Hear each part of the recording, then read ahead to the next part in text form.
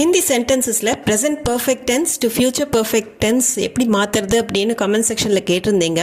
நம்ம நேராக வீடியோக்குள்ளேயே போயிடலாம். வீடியோ ஸ்கிப் பண்ணாமல் கடைசி வரைக்கும் பாருங்கள். அப்போ தான் கடைசியில் கொடுத்துருக்கிற கொஷின் உங்களால் அட்டெம்ப்ட் பண்ண முடியும். வணக்கம், நமஸ்கார், welcome back to my channel. என் பேர் உமா. நம்ம ஃபர்ஸ்ட் ப்ரெசன்ட் பர்ஃபெக்ட் டென்ஸ் மட்டும் பார்க்கலாம்.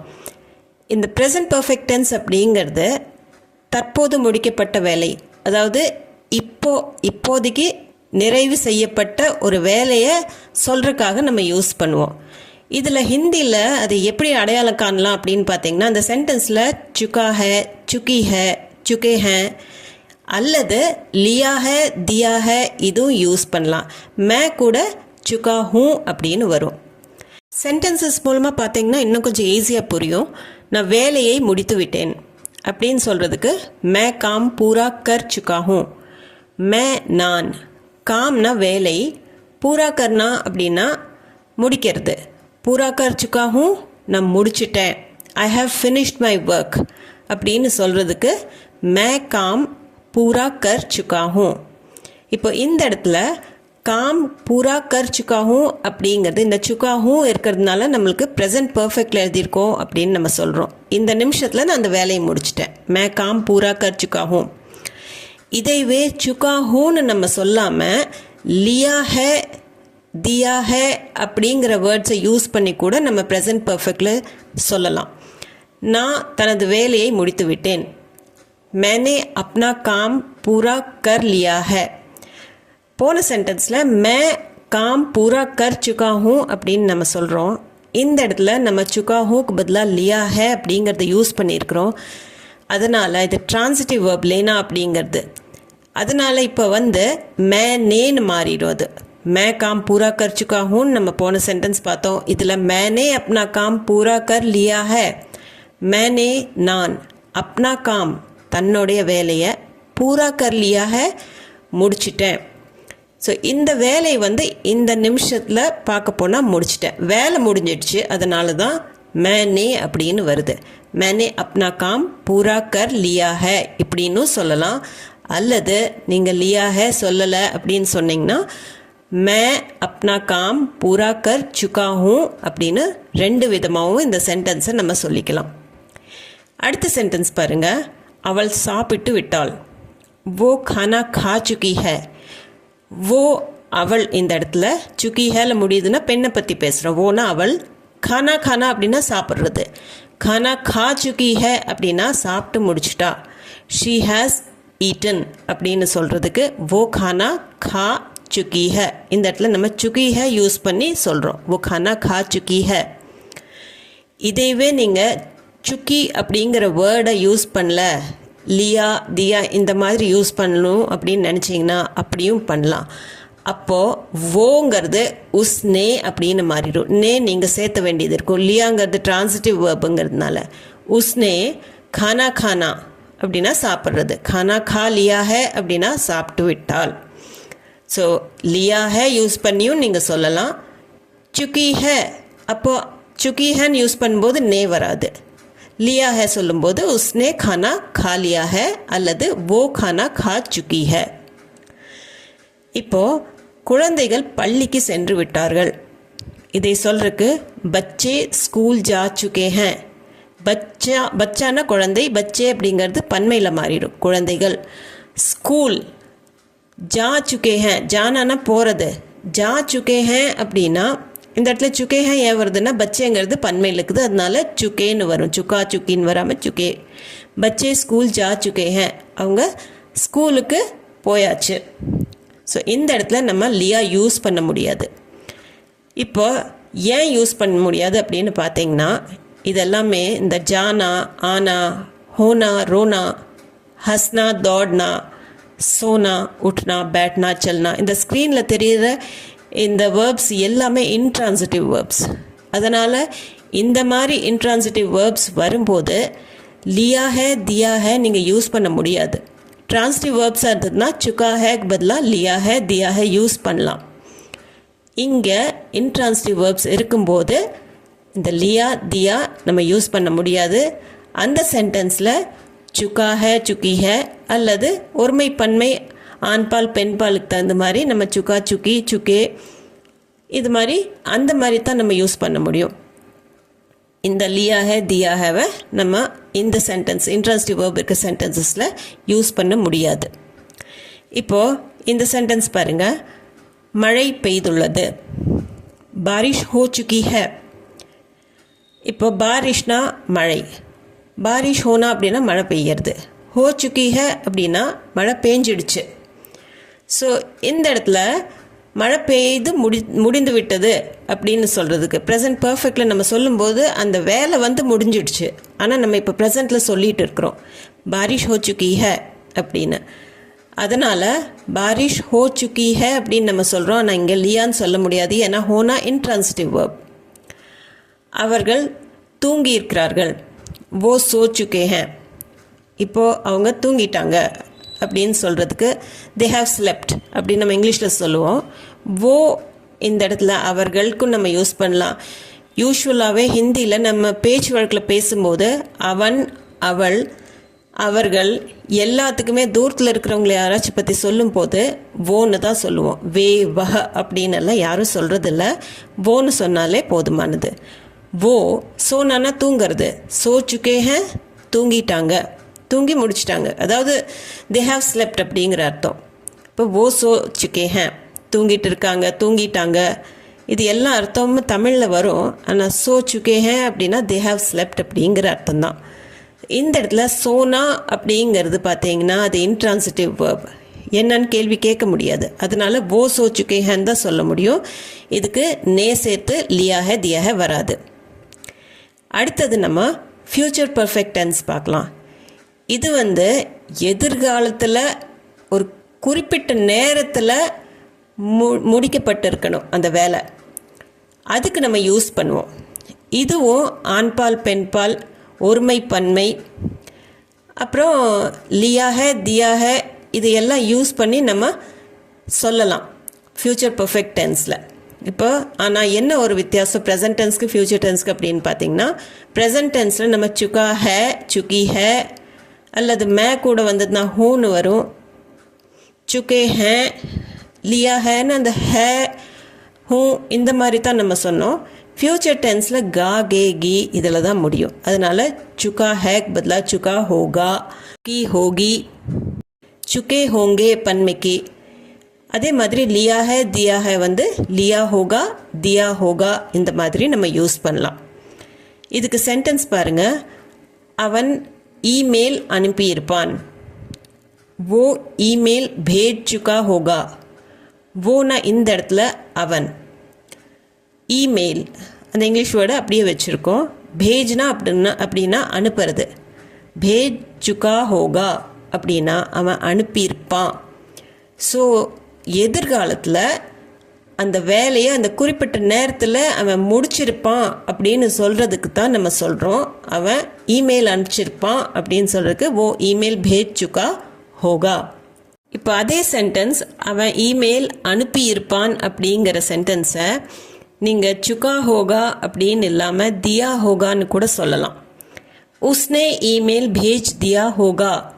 இப்போ இந்த இடத்துல தியா அப்படிங்கிறது நம்மளுக்கு டிரான்சிட்டிவ் வேர்பாக இருக்கிறதுனால நம்ம உஸ்னே அப்படின்னு தான், ஓ நேன்னு சொல்ல மாட்டோம். அது வந்து ரெண்டும் சேர்ந்து உஸ்னேன்னு தான் வரும். இமெயில் பேஜ் தியா ஹோகா. தியா ஹோகா அப்படின்னா அது அடுத்தவங்களுக்கு அனுப்பும்போது தியான்னு நம்ம சொல்லுவோம். உஸ்னே இமெயில் பேஜ் தியா ஹோகா அப்படின்னும் சொல்லலாம். அடுத்தது நாங்கள் போட்டியை வென்றிருப்போம். ஹம்னே மேட்ச் ஜீத் லியா ஹோகா.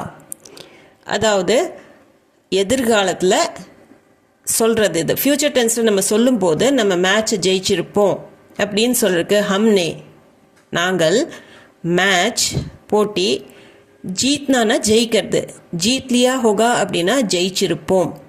இப்போ இந்த இடத்துல பார்த்தீங்கன்னா நம்ம லியா ஹோகான்னு யூஸ் பண்ணிக்கிறோம் டிரான்சிட்டிவ் வேர்ப், அதனால ஹம் நே அப்படின்னு வருது. ஹம்னே மேட்ச் ஜீத் லியா ஹோகா. அடுத்தது நாங்கள் போட்டியை வென்றிருப்போம் அப்படிங்கிறத ஹம் மேட்ச் ஜீத் சுக்கே ஹோங்கே அப்படின்னும் நம்ம சொல்லலாம். ஹம் நாங்கள், மேட்ச் போட்டியை, ஜீத்னானா ஜெயிக்கிறது, ஜீத் சுக்கே ஹோங்கே அப்படின்னா இந்த சுகே ஹோங்கேன்னு நம்ம யூஸ் பண்ணும்போது நே வராது. அந்த லியா ஹோகா தியா ஹோகா இந்த மாதிரி நம்ம யூஸ் பண்ணும்போது தான் நே வரும். பாஸ்ட் டென்ஸில் நம்ம பேசும்போது அந்த மேட்சை முடிச்சிருப்போம் அப்படின்னு அது முடிக்கப்பட்ட வேலையை சொல்லும் போது நே வரும். இந்த இடத்துல சுகே ஹோங்கே அப்படின்னு நம்ம சொல்கிறதுனால நே வராது. ஹம் மேட்ச் ஜீத் சுகே ஹோங்கே அப்படின்னு தான் வரும். இப்போ இது வரைக்கும் நம்ம ப்ரெசன்ட் பர்ஃபெக்ட் டென்ஸில் தனியாகவும் ஃப்யூச்சர் பர்ஃபெக்ட் டென்ஸ்லேயும் தனித்தனி சென்டென்சஸாக பார்த்தோம். இப்போ நம்ம ப்ரெசன்ட் பர்ஃபெக்ட் டென்ஸ்லேருந்து ஃப்யூச்சர் பர்ஃபெக்ட் டென்ஸ்க்கு ஒரு சென்டென்ஸை எப்படி மாற்றலாம் அப்படிங்கிறத பார்க்கலாம். ஃபர்ஸ்ட் சென்டென்ஸ் பாருங்கள். சூரியன் உதயமாகி விட்டது. சூரிய உதய் ஹோ சுகா ஹை. சூரிய அப்படின்னா சூரியன், உதய் அப்படின்னா உதயம், ஹோனா அப்படின்னா ஆகிறது. சூரிய உதய் ஹோ சுகா ஹை. சூரியன் உதயமாகி விட்டது. இப்போ ஹேல முடியறதுனால இது ப்ரெசன்ட் பர்ஃபெக்ட் டென்ஸ். சூரிய உதய் ஹோ சுகா ஹை. இப்போ இந்த சென்டென்ஸுவை நீங்கள் ஃப்யூச்சர் பர்ஃபெக்டாக மாற்றணும் அப்படின்னா நீங்கள் ஹே வந்து ஹோகா அப்படின்னு முடிக்கணும். சூரிய உதய் ஹோ சுகா ஹோகா. சூரியன், உதய் உதயம், ஹோனானா ஆகிறது, ஹோ சுகா ஹோகா அப்படின்னா அது future perfect tense. So present perfect டென்ஸில் நம்ம சூரிய உதய் ஹோ சுகா ஹேன்னு சொல்கிறோம். ஃப்யூச்சர் பர்ஃபெக்டில் சூரிய உதய் ஹோ சுகா ஹோகா அப்படின்னு வரும். இந்த சென்டென்சஸில் நம்ம சுகா ஹே மட்டும்தான் யூஸ் பண்ண முடியும். லியா தியா யூஸ் பண்ண முடியாது. ஏன்னா ஹோனாங்கிறது இன்ட்ரான்சிட்டிவ் வெர்ப். அடுத்ததாக நம்ம நெகட்டிவ் சென்டென்சஸில் ப்ரெசன்ட் பர்ஃபெக்ட் டென்ஸும் ஃப்யூச்சர் பர்ஃபெக்ட் டென்ஸும் எப்படி சொல்லலாங்கிறத பார்க்கலாம். ப்ரெசன்ட் பர்ஃபெக்ட் ஒரு சென்டென்ஸ் எடுத்துக்கோங்க. அவன் அந்த கடிதத்தை எழுதவில்லை. இந்த இல்லைன்னு வர்றதுனால இது நெகட்டிவ் சென்டென்ஸ். உஸ்னே பத்ர நஹி லிखा है. உஸ்னேனா அவன், பத்ரனா கடிதம், லிக்னானா எழுதுறது, நஹி லிखा है அப்படின்னா எழுதலை. he has not written the letter. இதுதான் இந்த ப்ரெசன்ட் பர்ஃபெக்ட் டென்ஸோட ஃபார்ம். உஸ்னே பத்ர நஹி லிखा है. இப்போ இந்த இடத்துல இது வந்து அவன் எழுதலை, ஆனால் எழுதலை அப்படிங்கிறது இது வரைக்கும் அவன் எழுதலை அப்படின்னு நம்ம சொல்கிறதுனால உஸ்னேன்னு வருது. அது இந்த முடிஞ்சு போன விஷயத்தை ப்ரெசண்ட்டில் சொல்கிறோம் நம்ம. உஸ்னே பத்ர நஹி லிखा है.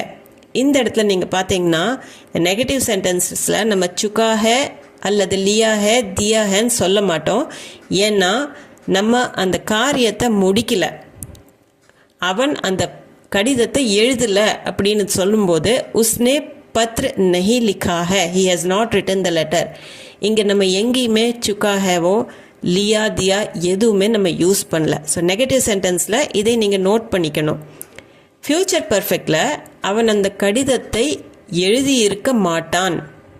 உஸ்னே பத்ர நஹி லிखा होगा. உஸ்னேனா அவன், பத்ரனா கடிதம், லிக்னா எழுதுறது, நஹி லிखा होगा எழுதியிருக்க மாட்டான். அதாவது ஃப்யூச்சரில் ஒரு குறிப்பிட்ட டைமுக்கு முன்னாடி அவன் அந்த லெட்டரை எழுதியிருக்க மாட்டான் அப்படின்னு சொல்கிறதுக்கு தான் இந்த ஹோகான்னு நம்ம யூஸ் பண்ணுறோம். இது பாஸ்ட் டென்ஸில் கூட நம்ம இந்த சென்டென்ஸை யூஸ் பண்ணலாம். உஸ்னே பத்ர நஹி லிखा होगा அவன் எழுதியிருக்க மாட்டான் அப்படின்னு சொல்கிறதுக்கு. ஸோ உஸ்னே பத்ர நஹி லிखा है, உஸ்னே பத்ர நஹி லிखा होगा இந்த ரெண்டுலேயுமே சுகா ஹேவோ அல்லது லியா தியா நம்ம எதுவுமே யூஸ் பண்ணல நெகட்டிவ் சென்டென்ஸில். அதே மாதிரி இன்னொரு சென்டென்ஸ் பாருங்கள். அவர் அந்த மருந்தை உட்கொள்ளவில்லை. ப்ரெசன்ட் பர்ஃபெக்டில் he has not taken that medicine. உஸ்னே தவா நஹி லீ ஹை. உஸ்னே அப்படின்னா அவன். ஸோ இது வந்து முடிஞ்ச காரியத்தை இப்போ சொல்கிறோம் ப்ரெசண்ட்டில் சொல்லும் போது. உஸ்னே அதனால தான் நே வர்றது. தவானா மருந்து, நஹி லீ ஹை லேனானா எடுத்துக்கிறது, நஹி லீ ஹை எடுத்துக்கல, மருந்து எடுத்துக்கல, மருந்து சாப்பிடல அப்படின்னு சொல்கிறதுக்கு உஸ்னே தவா நஹி லீ ஹை. இந்த இடத்துல மருந்து எடுத்துக்கிறதுக்காக தான் நம்ம இந்த லீஹன்னு யூஸ் பண்ணியிருக்கிறோம். தவாங்கிறது பெண்பால் வார்த்தை, அதனால லீஹ. ஆனால் இது வந்து பர்ஃபெக்ட் டென்ஸ்க்காக நம்ம சுகா ஹேவோ அந்த லியா ஹே லேனா கூட யூஸ் பண்ணுறது கிடையாது. மருந்து எடுத்துக்கல அப்படின்னு எப்படி சொல்லுவோமோ யூஸ்வலாக அதே மாதிரி தான் நெகட்டிவ் சென்டென்சஸில் வரும். அவர் அந்த மருந்தை எடுத்துக்கொள்ளவில்லை அப்படின்னு சொல்லிட்டு உஸ்னே தவா நஹி லீ ஹை. அதேவே அவன் அந்த மருந்தை உட்கொண்டிருக்க மாட்டான்.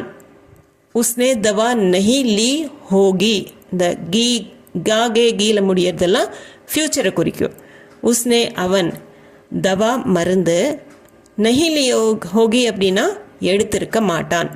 உஸ்னே தவா நஹி லீ ஹே, உஸ்னே தவா நஹி லீ ஹோகி. ப்ரெசன்ட் டு ஃப்யூச்சர் நெகட்டிவ் சென்டென்சஸை இப்படி தான் மாறும். இப்போது கொஷன்ஸில் கூட நம்ம present perfect and past perfect பார்க்கலாம். அதாவது வினா வாக்கியங்கள், இன்டரோகேட்டிவ் சென்டென்சஸ். எக்ஸாம்பிள் பாருங்கள். அவன் பால் குடித்து விட்டானா? क्या उसने दूध पी लिया है? क्या அப்படிங்கிறது கொஷன் வேர்ட். உஸ்னே அப்படின்னா அவன். இப்போ ஏற்கனவே பாலை குடிச்சிட்டானா அப்படின்னு தான் நம்ம கேட்குறோம். அதனால் உஸ்னே, தூதுனா பால், பீனா குடிக்கிறது, லியா ஹே பீ லியா ஹே அப்படின்னா குடிச்சிட்டானா. ஸோ இந்த இடத்துல क्या उसने दूध पी लिया है அப்படின்னு நம்ம கேட்குறோம். இந்த லியா ஹே அப்படிங்கிறது வந்து முடிச்சிட்டானா அப்படின்னு கேட்குறக்காகத்தான் நம்ம இங்கே யூஸ் பண்ணிக்கிறோம். சுக்கா ஹே சுக்கி ஹேன்னு நம்ம யூஸ் பண்ணல, லியா ஹே அப்படின்னு யூஸ் பண்ணிக்கிறோம். ஆனால் இங்கே நீங்கள் சுக்கா ஹே யூஸ் பண்ணலாம் ஒரு விதமாக. क्या उसने दूध पी लिया है அப்படின்னு கேட்கலாம், அல்லது क्या वो दूध पी चुका है அப்படின்னு கேட்கலாம். ஏன்னா இந்த லியாங்கிறது டிரான்சிட்டிவ் வேர்ப், தூத் பீனா அப்படிங்கிறது, பீனாங்கிறதே டிரான்சிட்டிவ் வேர்ப் தான். என்ன குடிச்சான்னா தூத், அதனால இது டிரான்சிட்டிவ் வேர்ப். அதனால क्या उसने दूध पी लिया हैன்னு கேட்கலாம், क्या वो दूध पी चुका है அப்படின்னு கூட நீங்கள் கேட்கலாம்.